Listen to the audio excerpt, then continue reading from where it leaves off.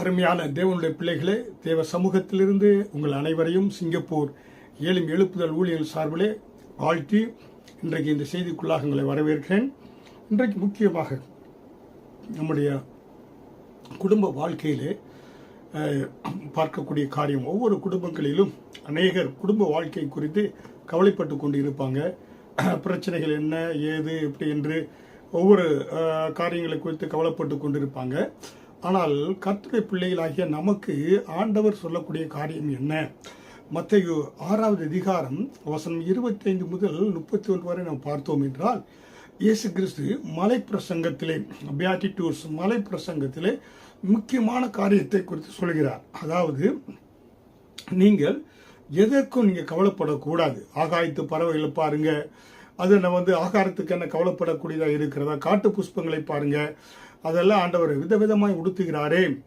ஆதலால் மத்தேயு 6வது அதிகாரம் வசனம் 31 கூட, ஆகையால் எண்ணத்தை உண்போம், எண்ணத்தை குடிப்போம், எண்ணத்தை உடுப்போம் என்று கவலைப்படாதிருங்கள்.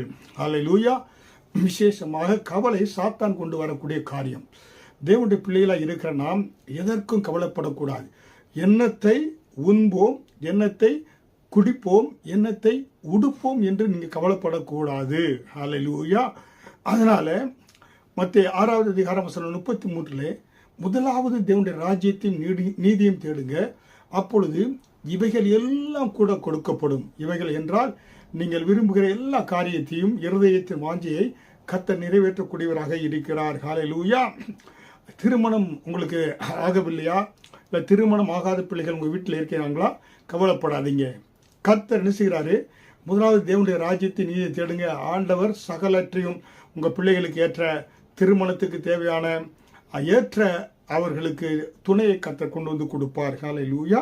அதே போல் பார்த்தீங்கன்னாக்க, நீங்கள் திருமணம் ஆனதுக்கு அப்புறமாக நல்ல கணவன் கிடைக்கலையே, மனைவி கிடைக்கல என்று கவலைப்படாதீங்க. கர்த்தர் சகலவற்றையும் ஆண்டவரிடத்தில் ஜெபத்தில் வைங்க. கர்த்தர் என்ன செய்வாங்க? உங்களை நடக்க நிமித்தமாக உங்கள் கணவனை நீங்கள் நல்வழிக்கு கொண்டு வருவீங்க.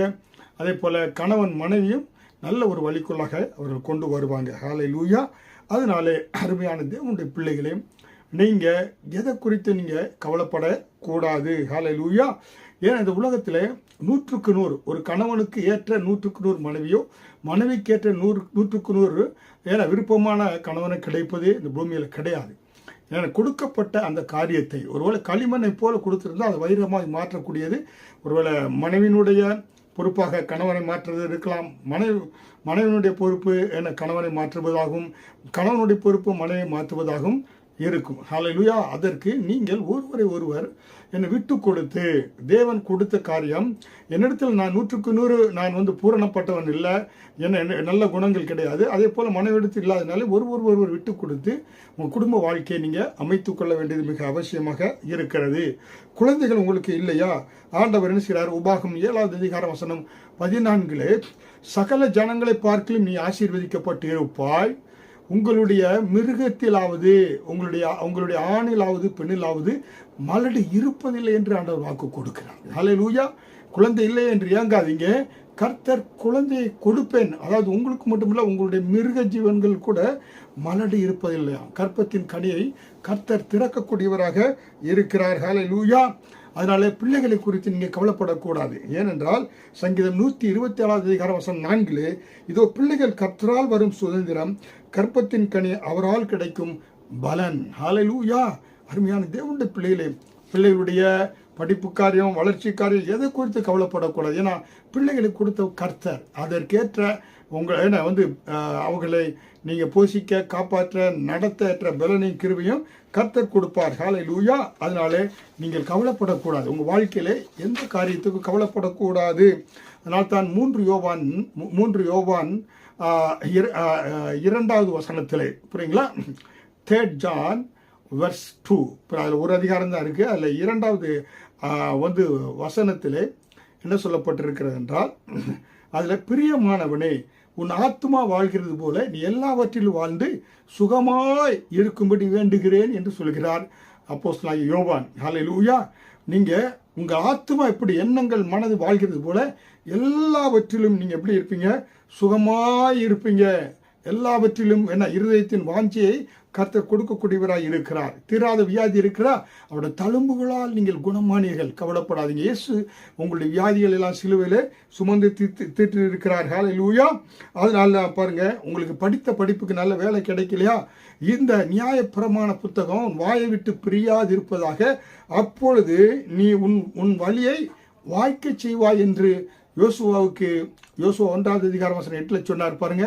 அப்பொழுது நம்ம நியாயப்பிரமாண புத்தகம் கர்த்தருடைய வேதத்தை வாசித்து தியானித்து அதில் நம்ம பிரியமாக இருந்தால் நம்ம செய்வதெல்லாம் ஆண்டவர் வாய்க்க செய்கிறாரு. உங்களுடைய காரியங்களை கைகூடி வர செய்யக்கூடிய தேவனாக இருக்கிறார். உடன் பிறந்த சகோதரிகளுக்கு விரோதமாக இருக்காங்களா, யோசேப்பு போல ஆவிக்குரிய கனிகளை காண்பீங்க. ஆவிக்குரிய கனிகளை காண்பிக்கின்ற பொழுது சகோதரர்களை அவர்களுக்கு ஜீவரட்சணை உண்டு பண்ணும்படியா யோசேப்பை உருவாக்குனது போல கர்த்தர் உங்களை உருவாக்குவார். சகோதரர்கள் உங்களை நேசிக்கக்கூடியவர்களாக மாறுவாங்க. ஹல்லேலூயா. அதனால எந்த காரியத்துக்கும் நல்ல துணை கிடைக்கல, ஏற்ற துணையை கர்த்தர் ஏற்ற வேளையில் கொடுப்பார். ஹல்லேலூயா. அதனால உங்கள் வாழ்க்கையில் யார் மேலே கசப்பு வைக்காதீங்க, குடும்பத்தார் மேலே கவலைப்படாதீங்க, வைக்காதீங்க. வாழ்க்கையில் சோதனைகளாக இருக்கிறதா, சோதனைகளை சாதனைகளாக மாற்றிய இயேசுவை நோக்கி பாருங்க. ஏன்னா இயேசு கிறிஸ்து அந்த சோதனைகள் மத்தியில் உங்களுக்கு ஜெயத்தை கொடுக்கக்கூடியவராக இருக்கிறார். ஹல்லேலூயா. அதனால நீங்கள் உங்கள் வாழ்க்கையில் கர்த்தர் உங்களுக்கு கொடுத்த காரியத்தில் நீங்கள் திருப்தியாக இருந்து எதை குறித்து நீங்கள் கவலைப்படக்கூடாது. உங்களுடைய கவலைகள் எல்லாம் கர்த்தர் மேல் வைத்து விடுங்க. அவர் உங்களை பூரண சமாதானத்தோடு சந்தோஷத்தோடு ஆண்டவர் உங்களை பாதுகாத்து நடத்துவார். ஹல்லேலூயா. அதனால இந்த உலகத்தில் எந்த மனிதனும் பூரணமாய் 100க்கு 100 பெற்றவர்கள் இல்லை. அதனால ஒருவர் பாருங்க, ஒவ்வொருவரும் கர்த்தர் உங்களுக்கு கொடுக்கக்கூடிய ஒவ்வொரு நன்மையும் சோதனை என்ற போர்வையில் வரும். புரியுங்களா? சோதனைகள் மத்தியில் நீங்கள் சாதனையாளர்களாக திகழ்வீங்க. இயேசு அப்படி சாதனையாளராக திகழ்ந்தார். அவரை நோக்கி பாருங்க. கவலையே படாதீங்க. கவலைகள் எல்லாம் கர்த்தர் மேல் வைத்து விடுங்க. உங்கள் துக்கம் சந்தோஷமாக கர்த்தர் மாற்றுவார்.